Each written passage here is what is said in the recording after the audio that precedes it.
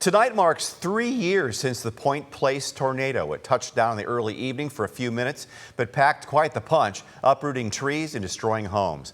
Now let's bring in Chief Meteorologist Chris Vickers. And Chris, how strong was that tornado that night, and what path did it take through here? Well, Dan, it's a night that I'm never going to forget, and many here in Lucas County and Point Place will not forget that either. So it was an EF2 tornado with winds to 130 miles per hour. So if you take a look at this, the max winds on this one were right around 130 miles per hour. Now, the total path length was just under 6 miles at 5.95 miles long. Now, the tornado itself, it made its first initial touchdown out here close to the Ohio-Michigan border, and the track on this one actually made its way 6 miles, so we can measure that track right along with where it went down, and it went across I-75 right through Point Place, tearing up many neighborhoods, lifting eventually right around Harborview. A distance of about 6 miles is what that track. Now, let's take a look at some of the data on this one. Ended up being an EF2 tornado from 6:06 p.m. to 6:16 p.m. Now, what's really incredibly interesting about this one, the track on it really took it right across the mouth of the Maumee River.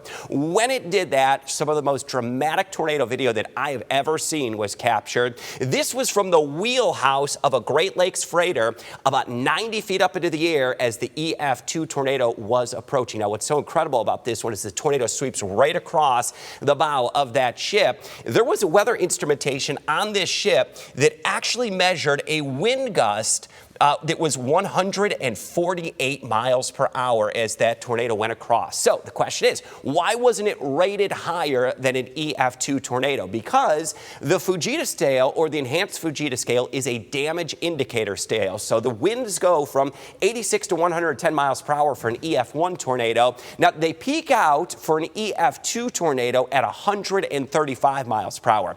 We measured winds higher in that tornado, but because they didn't do damage that was higher than that, it was rated a maximum EF2 tornado. So some interesting data on that. It does go down into a tornado outbreak. 12 total tornadoes that were confirmed in one day, the most since 2002. So incredible data we will never forget about that tornado that occurred, well, 3 years ago tonight.